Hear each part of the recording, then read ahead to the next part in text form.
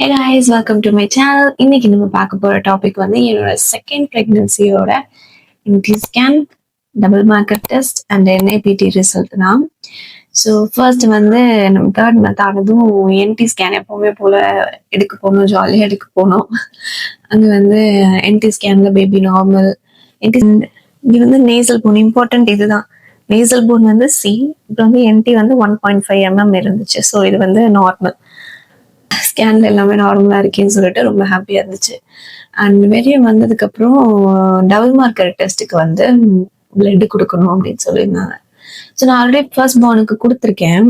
என்ன NT scan முடிச்சுட்டு double மார்க்கருக்கு கொடுக்கும்போது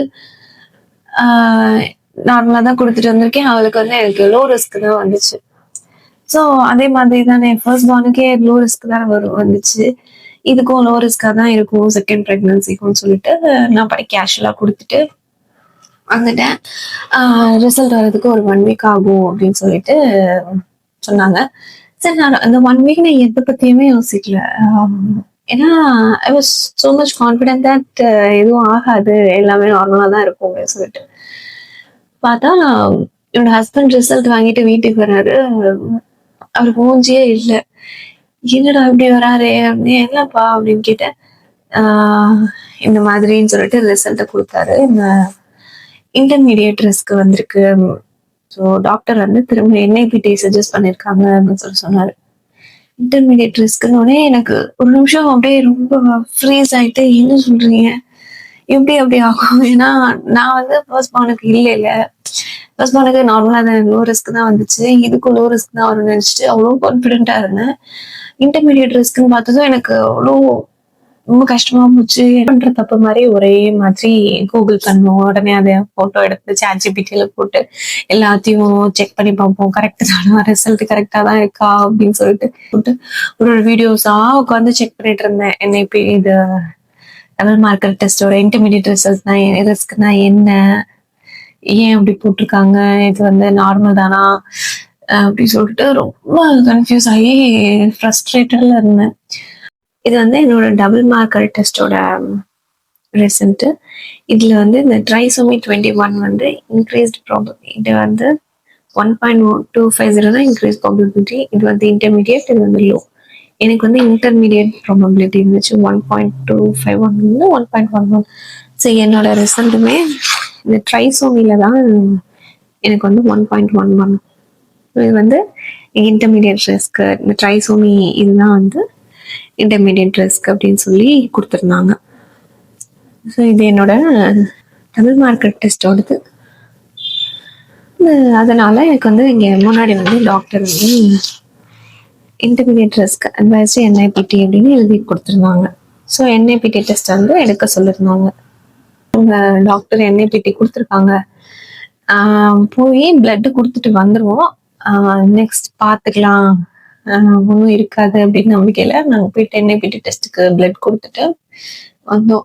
பட் ஒரு சைடு வந்து எல்லாரும் ஒன்றும் இருக்காது, அதெல்லாம் ஒன்றும் இல்லை, பயப்படாதீங்க, இன்டர்மீடியட் ரிஸ்க் தானே, இந்த மாதிரி பாசிபிலிட்டிஸ் இருக்குன்னு தான் சொல்லுவாங்களே தவிர்த்து இது வந்து கன்ஃபார்ம் கிடையாது அப்படின்னு சொன்னாங்க. இருந்தாலும் எனக்கு ஏன் நமக்கு எதுக்கு அப்படி வந்துச்சு அப்படின்னு ஒரு பிரெக்னன்சி டைம்ல நமக்கு இந்த மூட் ஸ்விங்ஸோட ரொம்ப ஃப்ரஸ்ட்ரேஷன்ல தான் இருந்தேன். டபுள் மார்க்கர் டெஸ்ட் எனக்கு டேஸ் போனதே தெரியல. ஏன்னா நான் எதுவுமே எக்ஸ்பெக்ட் பண்ணல.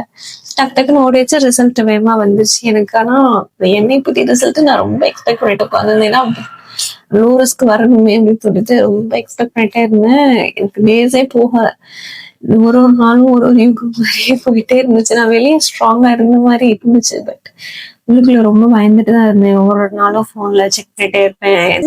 இது affected my first born too. ஏன்னா அவள் கூட என்னாலே அவளுக்கு டைம் ஸ்பெண்ட் பண்ண முடியல. நான் ரொம்ப லோன்லியா உட்காந்து யோசிச்சுட்டே இருப்பேன், ஏதாவது யோசிச்சுட்டே இருப்பேன். அவ கூட நான் என்னால ஒழுங்கா அந்த 1 வீக் ஸ்பெண்ட் பண்ணவே இல்லை. ரிசல்ட் வந்துச்சு. சரி என்ன அது அப்படின்னு சொல்லிட்டு ஃபர்ஸ்ட் ஹஸ்பண்ட் தான் பாருங்க அப்படின்னு பார்த்துட்டு லோ ரிஸ்க் தான் வந்திருக்கு அப்படின்னு சொன்னாரு. அப்பாடா அப்படின்னு சொல்லிட்டு அது ஒரு ரிலீஃப், பெரிய ரிலீஃபா இருந்துச்சு. ஸோ என்னோட NIPT ரிசல்ட் இது வந்து clinical indication intermediate risk first trimester ஸ்கிரீனிங்ல அதனால எடுத்திருக்காங்கன்னு சொல்லியிருக்காங்க. ஸோ எனக்கு இதுல இருந்து அந்த குரோமோசோம் 21 அந்த ட்ரைசோமி 21ல தான் இப்போ வந்து எனக்கு NIPD லோ ரிஸ்க் அப்படின்னு வந்துருச்சு. குரோமோசோம் 18 எல்லாமே லோ ரிஸ்க். ஸோ நார்மல் தான். டெஸ்ட் வந்து ரிசல்ட் வந்து நார்மல் அப்படின்னு சொல்லியிருந்தாங்க. அதுக்கப்புறம் தான் எனக்கு நார்மலே ஆச்சு. Okay fine. ஸோ இதெல்லாம் எனக்கு புரியல. பட் எல்லா ரிசல்ட் வந்து டாக்டர் வந்து நார்மல் தான், இனி பயப்பட தேவையில்லை அப்படின்னு சொல்லிட்டாங்க. அதுக்கப்புறம் ஃபர்தரா நார்மலா மெடிகேஷன்ஸ் மட்டும் எடுத்துக்கோங்க அப்படின்னு சொன்னாங்க. இதுல இருந்து நான் என்ன சொல்ல வரேன்னா, ஸ்கிரீனிங் உங்களுக்கு டாக்டர் கொடுத்துருக்காங்க அப்படின்னா நீங்க கொடுங்க. பட் ரொம்ப வந்து கூகுள்ல யூடியூப்ல எல்லாம் சர்ச் பண்ணி ரொம்ப மைண்டை வந்து ஸ்ட்ரெஸ் பண்ணிக்காதீங்க. கண்டிப்பா நல்லதா நடக்கும்னு ஒரு பாசிட்டிவிட்டியோட இருங்க. ரொம்ப ஸ்ட்ரெஸ் பண்ணிக்காதீங்க. Especially if you are in second pregnancy. ஏன்னா ஃபர்ஸ்ட் பார்னுக்கும் அது ரொம்ப அஃபெக்ட் ஆகுது. ஸோ முடிஞ்ச அளவுக்கு நீங்க பாசிட்டிவா இருக்க பாருங்க. டாக்டர் NIPD சஜஸ்ட் பண்ணிருக்காங்கன்னா கண்டிப்பா பண்ணுங்க. அதுவுமே ஒரு ஸ்கிரீனிங் தான். ஸோ நம்மளோட பேபி 100% நார்மலா இருக்காங்களான்னு தெரிஞ்சுக்கிறது தானே.